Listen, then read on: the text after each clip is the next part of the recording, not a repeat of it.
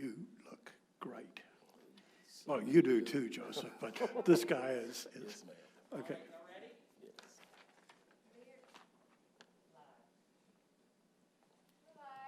Good afternoon, and welcome to the final in this Furl series of interviews with senior staff here at River Landing.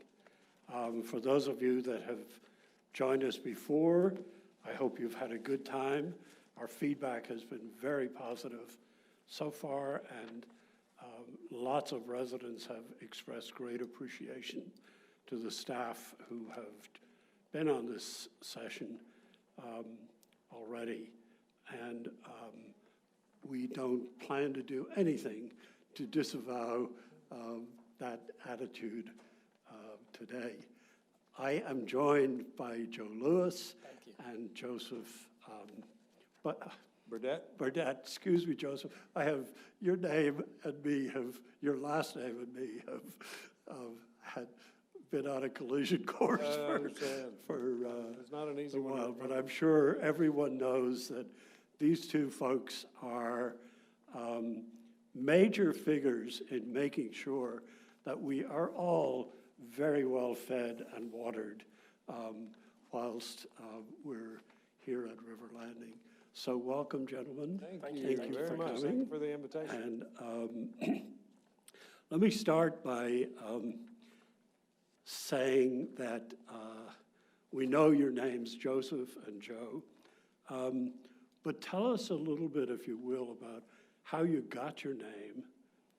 If you didn't like it, or if you'd prefer to have another name, what would it be and why? Mr. B? Well, my full name is Joseph Petty Burdett, and my mother was a Petty before she married, so I inherited her maiden name as my middle name, and my dad's name was Clyde Joseph Burdett, and so I got his middle name as my first name. So that's how they arrived at Joseph Petty Burdett. As far as if I had another name, I don't know. I've always been pretty happy with Joseph. You know, I was a Joe before I married my wife 23 years ago, and I don't think she thought Joe was official enough, and I've been a Joseph ever since. But the 30 years prior, I was a Joe. Oftentimes, I was never particularly happy with a Joey. I never felt like an adolescent kangaroo.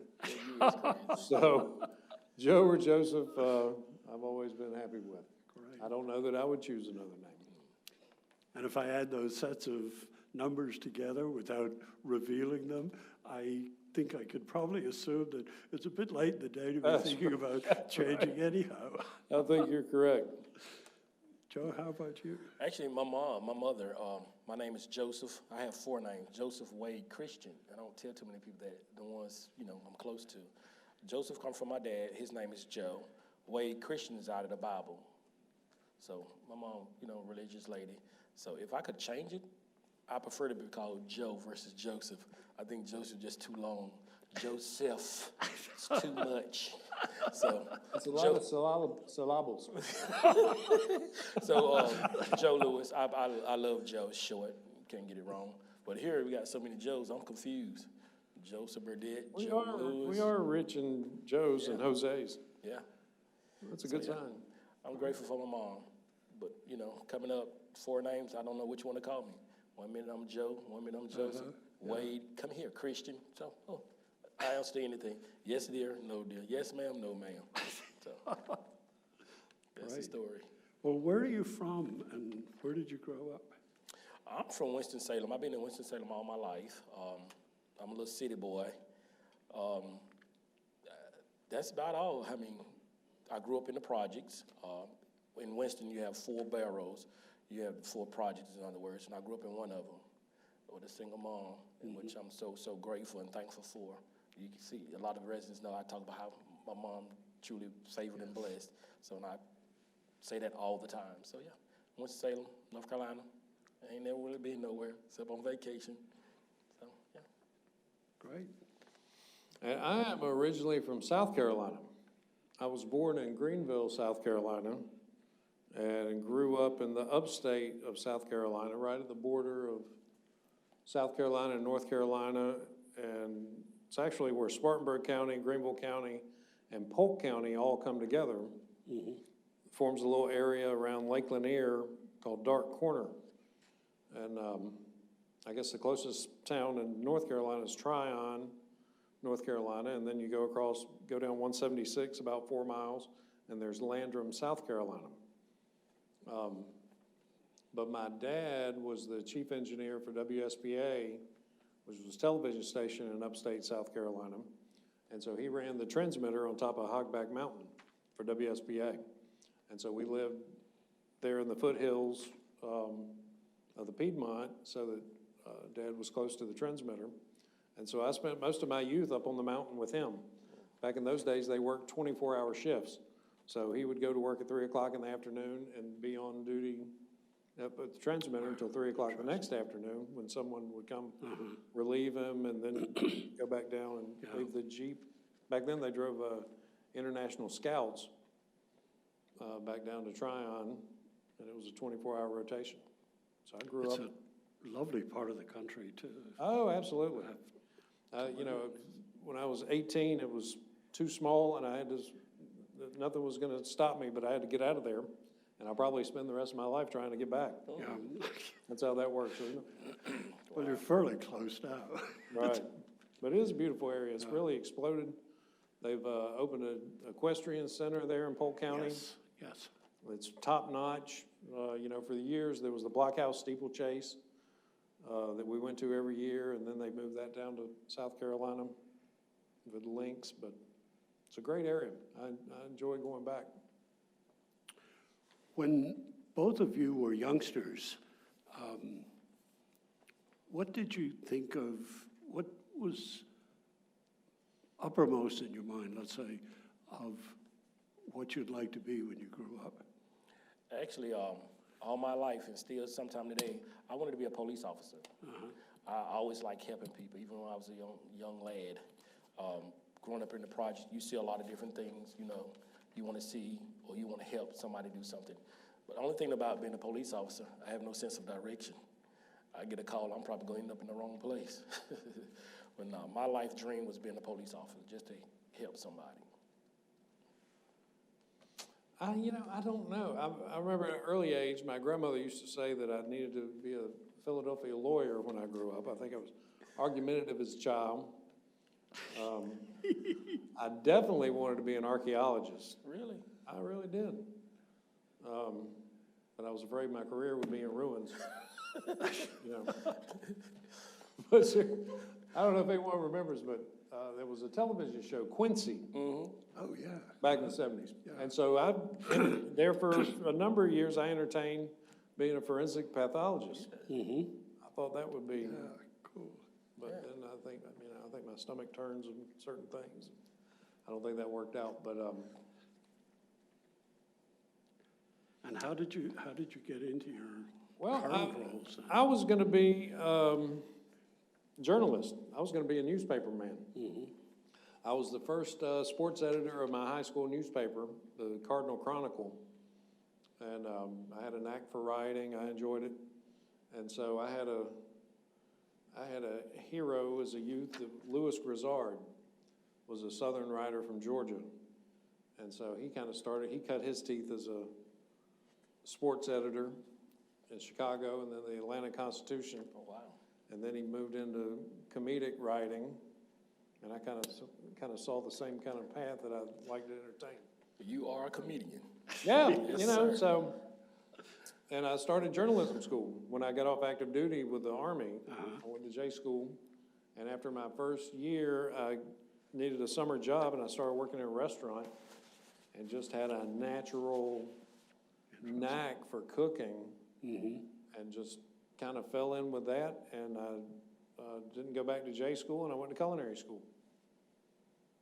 And to be an executive chef, and here we are 31 years later, and really enjoy it. Neat. Joe, what? brought you to? Actually, having kids. Had my first child when I was 19. I'm a mama's boy, and she didn't, me and my mother is very close. And I started having my first son. Okay, it was all right. Had my second son. It's time for you to get a job. Get off the couch. I used to sit at home and watch soap operas with my mom when she was off work. And then my first job ever was at Arbor Acres in Winston-Salem Retirement Community. I stayed there in the dining services. About 2 years, I became a supervisor. I became a supervisor. I got a promotion, go to the healthcare facility to learn more about healthcare and different diets. And I just took a pause from that and went to a country club. I spent 15 years at Forsyth Country Club. It's probably one of the best jobs I ever had. It taught me a lot of knowledge. It helped me mature and make me see things different from different perspectives. Once again, like I said, I'm from the project, more predominantly Black Americans, and then the club was all white. It opened so many doors in my life. It has taught me how to look at things different instead of just one-sided, and it just made me look at things so much better. You have a lot of people who invest in you, members, who really show you love. It's not about your skin color, it's about your mind. It shows you just because you're from this side of the track don't mean you know less than another person. So, and I flourished from that. I didn't go to college. I had my first heart attack when I was 18. I had a scholarship for track and field. I was a sprinter. I ran the 4x1, 4x2, and I relays. And once I started having problems with my heart, my mom said, "You're not going anywhere." I had a full scholarship to Appalachian State. Wow. And if I had a chance to change anything, I would love to go to college. Yeah. But, oh well, that's the past. But no, I'm grateful for the opportunity that working at Arbor Acres and Forsyth Club has provided for me and my family. Yeah. And I'm assuming that there are some people who've been through here that you knew in Winston. As residents, oh yes. Yeah. We got I got about 5 residents. Remember when I was 19? Wow. When I first started out at the club, and I try to do the best by everybody, but just this little special bond. You want to go above a little bit because they, they invested in me. And I just want to make sure in their latter years I can give back. Oh yeah. Tell us a little bit about your role at River Landing. And first of all, how long have you been here, Joseph? I've been here just over 7 years. My official title is Dining Service Director, or Director of Dining Service for the entire campus. That's to include healthcare, the clubhouse, Water's Edge, Wayfair, Bistro, healthcare bistro. But as far as role, it varies. Every day is a different day. I can honestly say that in the 22 years that I've been in senior dining, there have been no 2 days exactly alike. My wife will say, "Well, what are you going to do today?" I have no idea. I know things that are on my list that I would like to achieve, but the business is going to dictate what actually happens. And, we kind of touched on that a little bit. You walk in every day, and it can be, the COVID scare that we go through now, that certainly is something that we deal with every day. But just general call-outs and covering shifts and moving people around, it's almost like a chessboard and putting people in the position to succeed to where you never notice a change in service. If you go to lunch over in the bistro, or you get a takeout or whatever, that you don't really notice that anything is different in dining service. It's been said, a good analogy is if you see a swan swimming across a pond, it's all grace and beauty, but underneath the water. So I live underneath the water. And so that's every day. I have in my office, along with a computer and reference books, I have a knife kit that has all the tools for the kitchen, and I have a toolbox that has a lot of tools for repair. And so depending on what the day is, I might either be helping to prepare or cook or prep or fix or repair or whatever's needed. That's so true too. I had to butt in. He wear a lot of hats in our dining area. Any given day, like he say, he can be maintenance man, or he can pitch in and be a cook or assist in something. So yeah, that's well said, JB. Well, that's what makes it interesting. Yeah, if it was the same thing every day, it'd be probably pretty boring I after know, a and at while. this point in life, I'd probably be bored out of my mind. Oh yeah. And I'm assuming that, for example, the production of menus and what's on the menu and so on, that's within your immediate sort of jurisdiction, is it? Or is that somebody else here? Well, I have probably seven managers and supervisors that fall under me in dining service. Yeah, And that can be either from dining room to kitchen, where we've got an executive chef and 2 sous chefs that are the leadership in the main kitchen, to the clubhouse with an executive chef and a manager, plus their staff, the healthcare bistro with an executive chef, a sous chef, and then the staff under them. So it's really a coordinated effort. I see. As far as menu development, we certainly take suggestions. We rotate specials that you've requested.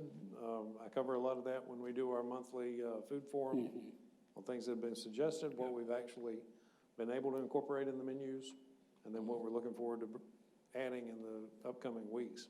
Yeah.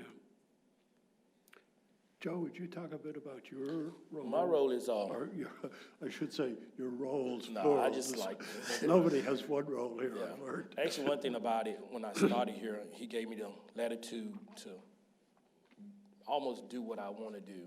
Joseph, I'm always trying to coach, mentor, teach. Same just like him, I give him a lot of credit for being a good coach and a mentor to me. He opened the doors. Whatever I basically need, and it's just truthful, he let me get it.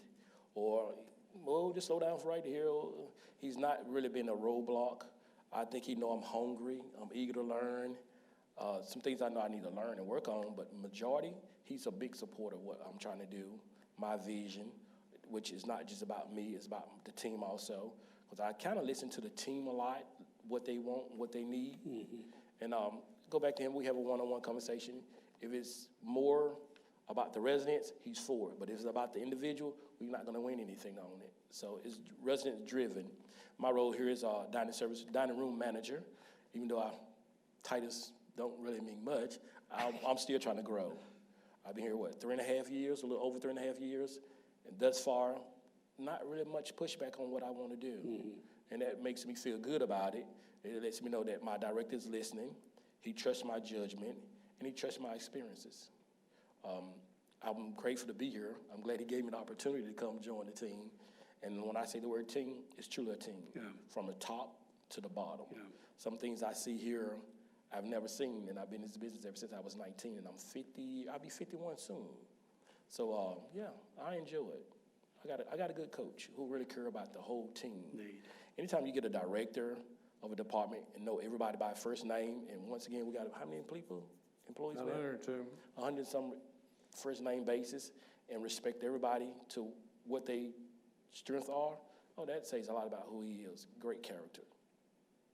I'm not saying it because he's sitting here. I say it quite often. Yes. You know, I kind of really look up to him and his leadership. So, yeah. Well, we're lucky to have Joe also. We got Joe when the Piedmont Club closed. Oh, yeah. I was a member over there, and I knew of him from going into the Piedmont Club with my wife. But then that's a CCA club, which used to be Country Clubs of America. Now it's Club Corps. Yeah. It used to be based out of Dallas. So that was a CCA account. And I used to work for CCA 25 years ago. He's telling his age. I was a CCA account in Greenville, South Carolina. The Piedmont, Commerce Club. I was at the Commerce Club. So I'm familiar with that company, and I was really impressed. And it's, I think Winston-Salem lost something when that club closed. It's sad. I love when we have conversations like this, and I'm sure everyone knows this, but you start talking about, like, you were somewhere or you were in some club, and then you were there too, or you're not. And it gives renewed meaning to that idea of 6 degrees of separation. Oh, yeah. No, it's And true. sometimes it's a lot less than 6. Oh, yeah. And so one of the interesting questions I think on here is, for the people who see, and Joe, you're in a sense much more visible than Joseph by virtue of your job, but do you think there are things that, well, let me just ask the question instead of ad-libbing it. What would you like folks to know about you that they don't know, that you think they don't know anyhow, at this point? Actually, I'm convinced I'm an introvert. I'm very shy. I don't really like getting in front of crowds. All my life, I've always been the back person. I never be first for, ooh, me, because it's not about me. I've always been a team player. I think that's the way I was raised. It's about helping others. It's about a service. My mother instilled that in me when I was a little knucklehead. So, yeah, it's about service. I'm like now, shaking in my breeches. But believe it or not, I always thought I was But you do it so elegantly. It ain't easy. But no, I enjoy what I do because, once again, I've been afforded the opportunity to come here and make a difference. Anytime you can make a difference in one person's life, it goes a long way. That's why I do what I do. Yes, sir. Yeah. And we train and educate and encourage for our staff, especially in dining service, to be the very best at what we do. And I tell the staff every chance I get, there's a reason you're here. Oh, yeah. And it's because you're the best at what you do. Yep. And all you've got to do is go out there and be yourself. Yep. I remember when I first started, that's exactly what he told me. It's been 3.5 years. He's still preaching the same statement. So therefore, it means a lot. And like you say, we train, and we do. Yeah. The hardest part about being here is the teenagers. They passing through. Yeah. They going to college. They graduate with 4.1, 4.2 GPAs. That's the hardest part. You don't want to get too attached, but I'm like a dad to them, or the big brother, or the coach. And you want to instill the right things in them. Hopefully they go out and do what you try to teach them to do. It's like what he done for me 3.5 years ago. Yeah. Yeah. Joseph, how about you in terms of what people mightn't know, or what you might like people to know that they mightn't? That sense of humor. Go ahead, let it on. Well, I don't think, anyone that's been to any of the talent shows, I don't think that's the secret. The fabulous performing voice that I have, Radio sense voice. of humor. I thought about that. I think I've been a pretty open book. Army vet, regular Army, National Guard, Army Reserves. I was in every component of the Army that the government has. 2 honorary discharges, one from state and federal. The biggest news I would like to share is my son, who's been in the Army he went Army Airborne just like I was, but he didn't make it to the 82nd. He was in 3rd Group Special Forces, and his wife just had our first grandchild almost a month ago. So I've got a grandchild, Yes. Granddaughter. a grandson, Grandson. Zachary Asher Burdett.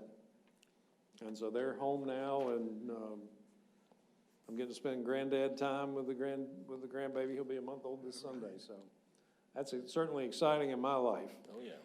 And wherever you're watching this, if it's not very clear, there is a glow, a halo, and an aura right around this man, right? I still think I'm too young to have grandchildren, but It's okay. yeah, It's okay. It's You'll put up with it, right? Not falling into it. So I already bought him his first little Jeep truck. Okay. Of course, he's not old enough to play with it yet, but there's good times ahead. All right, all right.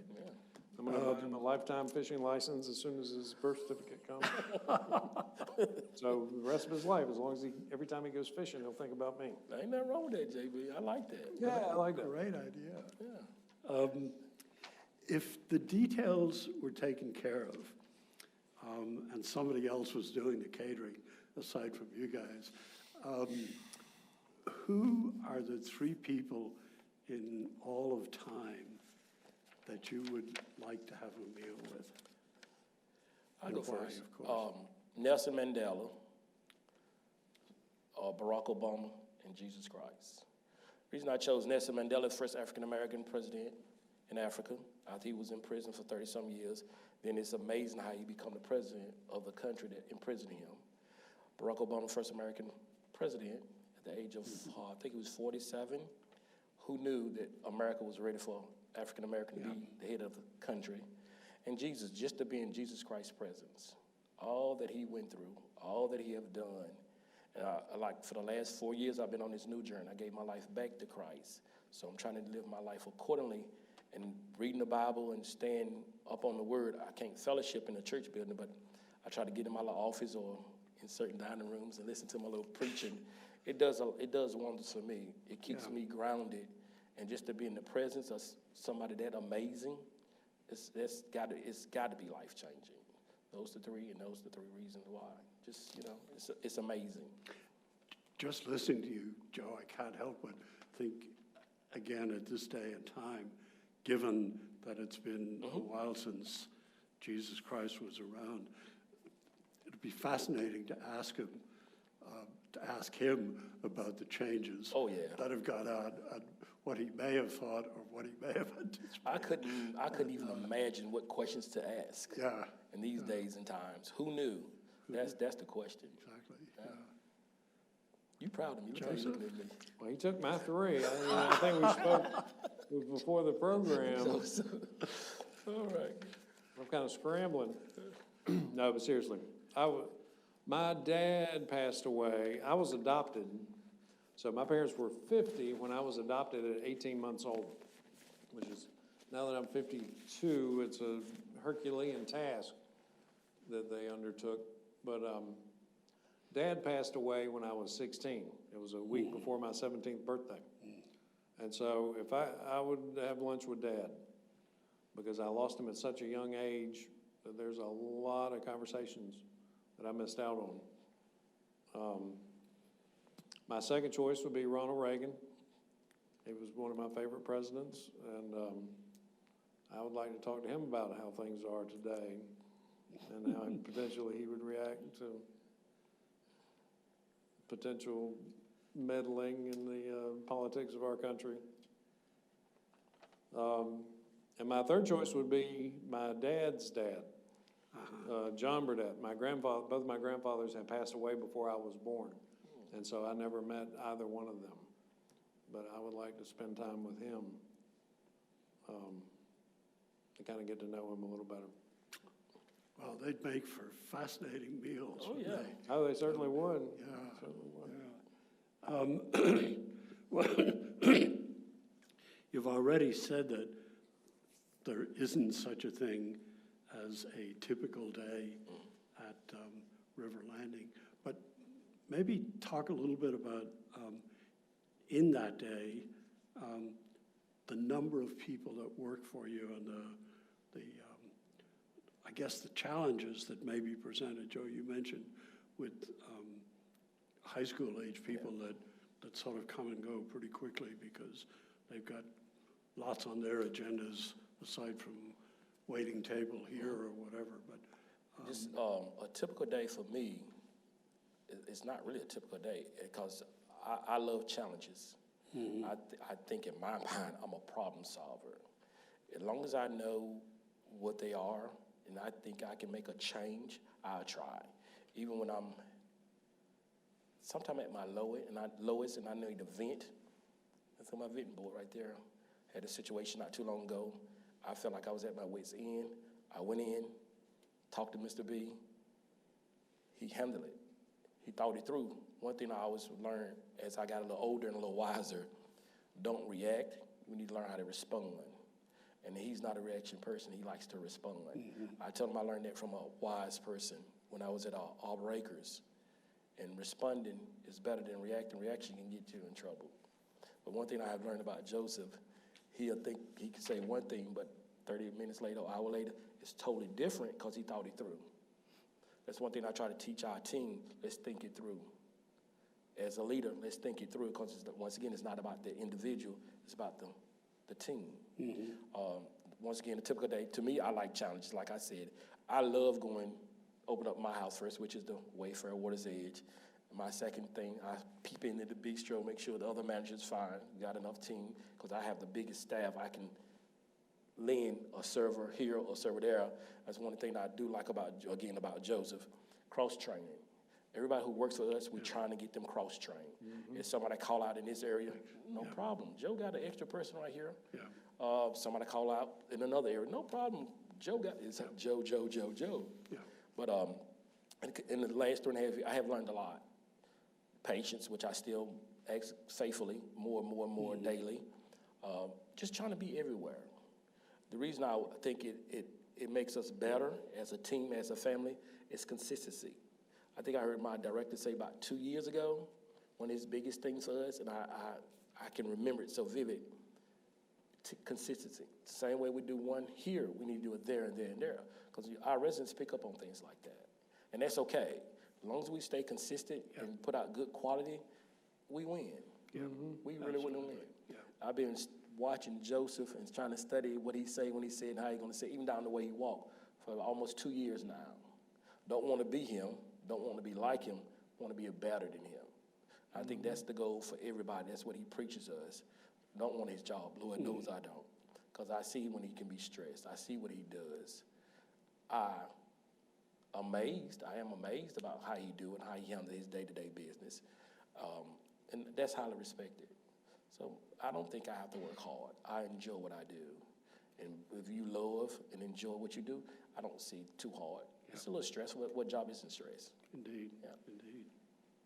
You know, and that's the key is identifying the strengths in your team and putting your team in the best possible position to succeed. Yeah. And give them the tools and the freedom to succeed. You've both mentioned teams, but tell us briefly about the numbers of people involved in catering.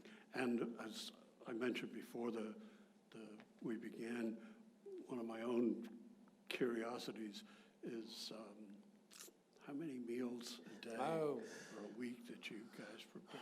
Well, generally, I'd have to run numbers, and I can run numbers from our POS system on a daily basis. But between the clubhouse that's open now, lunch and dinner, the bistro, which averages the last couple of years about $1 million in sales per year, and the restaurant, and over at healthcare, let's not forget our residents over there, we're producing about 32,000 meals a month. Wow. In that neighborhood. And it's a lot. And it was when we were on pickup only. Now you think about those numbers as all pickup in styrofoam to go, and think about the challenges that were involved in that. Wow. And let us pray, and let's pray we don't go back to that. Amen. I encourage you all to wear your masks and I know, right? socially distance and wash your hands and keep us safe. And the staff also. Yeah. I sent out a ready out blast yesterday to my staff. Please wear your mask, wash your hands, socially distance, especially with the holidays coming. Yep. I think if we can get through the holidays, I think we're going to be okay. How many employees do you have, Mr. B? We're about 102 plus or minus. But that changes daily. Yeah. Right now, I'm hiring 6 that I need in dining service to be fully staffed. I have 23 directly up under me. Between Just the three. Just the three Waters places. Edge Wayfarer. Yeah. I don't count the clubhouse because I'm just coaching. Okay. So clubhouse, just coaching. So yeah. But on a scale of 1 to 10, I think honestly, and I'm hard on us, I think we probably an 8. Nothing is a 10 because we're never going to be perfect. 9, that means we still have growth, and I want us to keep growing. Once we get to a point where we feel like we can't grow no more, that's not going to be true. Yeah. So we about an 8 as far as our dining service. Do you have a memorable river landing experience? I have really too many to count. There's been so many programs and memories over the years. But one that stands out most to me is as I get older and I need less and less excitement, I guess, in my life to make me happy, is last year we did the candle dedication. If you remember when you Yes, dedicated yes. the bag with the candles? Yes. And we lined them up out. I thought that was absolutely beautiful. The I really did. And I was part of the team that helped set that up and get those in, put the sand in the bags. And when the sun went down and they were lit, I just thought it was beautiful. Yes, it was. It really was to just me. gorgeous. So. I do not have a specific memorable moment, but every day to me, and it's not just saying it, every day to me is an experience. I appreciate and I enjoy every day. Just like we know, we're dealing with seniors. Today could be my last day of seeing a certain person. So I try to cherish every moment I get, because tomorrow's not promised. And by us being a certain age, like I teach our team, this is like our grandparents. They might not be here tomorrow. So what you do today, at this moment, makes a difference. Enjoy it. So that's the most, in the 3.5 years I've been here. So Great. It's consistent. Great wisdom. Let me just switch gears slightly and say, or ask, what's your favorite pastime and or your favorite music Oh, God. and or your favorite song? Oh, my favorite pastime is spending time with my wife.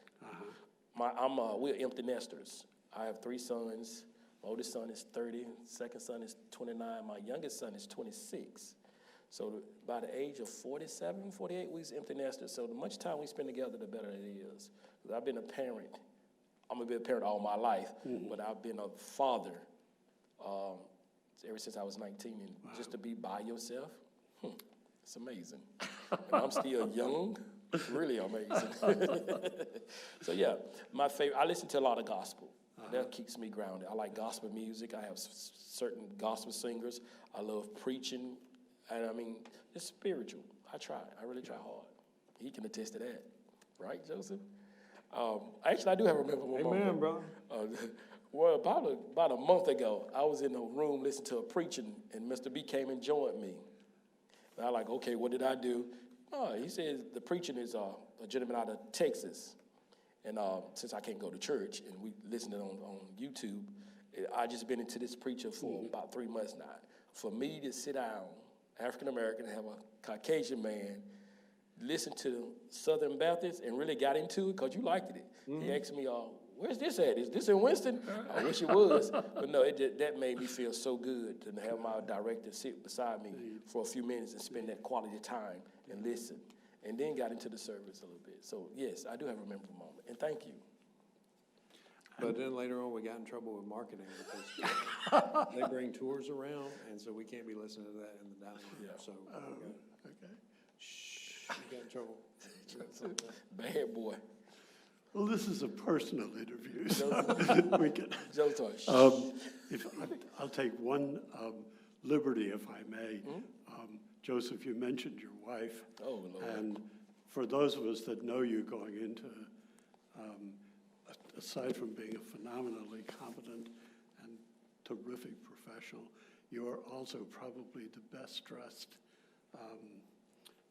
maitre d', director, et cetera, that's around here.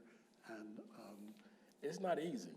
and you have been so, talk about consistent, Yeah, ever since I've met you. Either Helen or I will say, oh my God, that's a good-looking shirt. And it is always accredited to your Well, wife. it So, is. Absolutely. we should, It sends me to do the grunt work. It wasn't for my wife, Camille, I'd be in trouble because I can't see. I'm colorblind. Some mornings, hey, do this go together? I didn't buy that for that. That goes with that shirt. So I have to hear it. So I have to choose carefully what I'm putting on. But it's fun. And thank you. Joseph, do you have a favorite pastime or music? Well, I like to play golf. I Yeah. think I've probably played more this year than I have in quite a while. And my game has improved because of it. I do like music. I play a little guitar at home, sing, although my voice is not what it was 30 years ago. Whose is?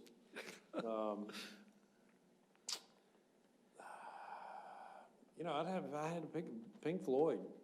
I've been into Floyd since the 70s when I was a kid. And probably if I had to have a song, probably Shine On You Crazy Diamond from 1975. Wish you were here. All right.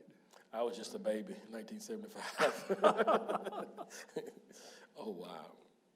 So I still listen to it all the time. And I was in the middle of Kansas in 1975. Wow.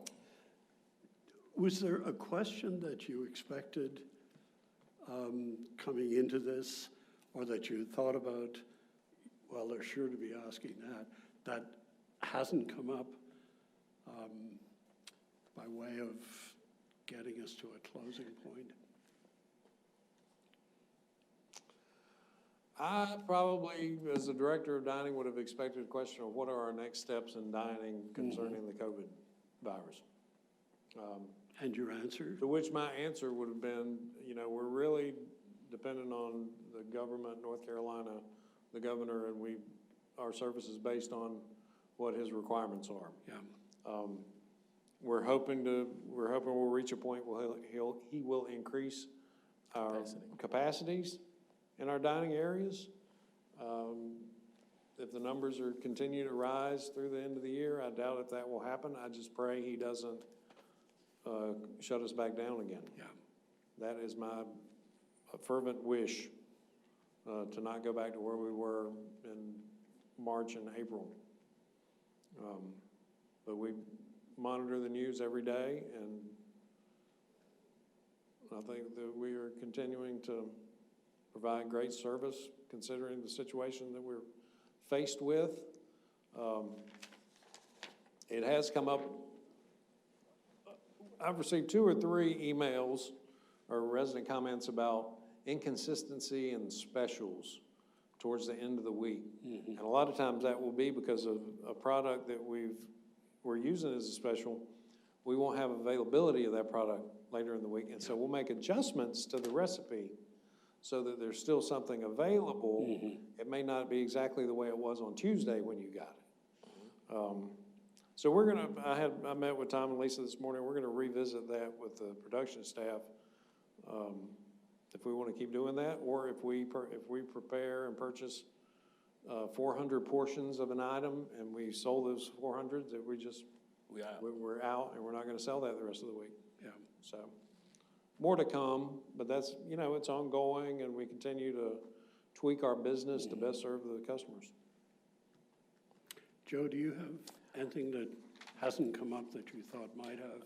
I do not. I think the question was good. It was make you feel welcome. It was good, wholesome questions. It touched about work. It touched about personal things. So no, I think you did a good job. Thanks. Right. We'd like to thank you for inviting us. Well, I am thrilled to do this. As I know Joe knows, and Joseph, I can't remember if we've talked. My extra personal interest in this is that I grew up in hoteling at home in Ireland, and I came to America to do hoteling, and obviously I got seriously sidetracked along the way. However, there is nothing I enjoy more than going into a restaurant or a hotel and experience good service. And I think I have a bit of an idea because I just got this grounded into me when I was a kid, what good service is. And for my 2 cents, what you all and your colleagues are doing here is nothing short of phenomenal. Well, thank you. Oh, thank you. There's a few little glitches, but you would say that too. Oh, and we all know that. But as an enterprise, you are absolutely amazing. And the luck of the draw, but there was a little planning in it for me to get to do this particular session with you guys is just one of my great joys. Well, thank you. Thank you. Thank you so much for doing this. This brings to an end this fall series of interviews that FURL, the Free University of River Landing, has put together. We do plan the FURL group has been meeting to think about and to plan for another series of courses and another series of these kinds of sessions with staff and with residents starting in the spring term. So if you have ideas for either courses or people that we should have for an interview session, please don't hesitate to be in touch with any member of the Furl Work Group. Special thanks to Brian and to Michelle for producing these sessions and making sure we got on the air and stayed on the air. And I think we've done that successfully. And again, Joe and Joseph, thank you. Thank you so much. Ms. Kalecki, it's been a pleasure. Thank you. Take care.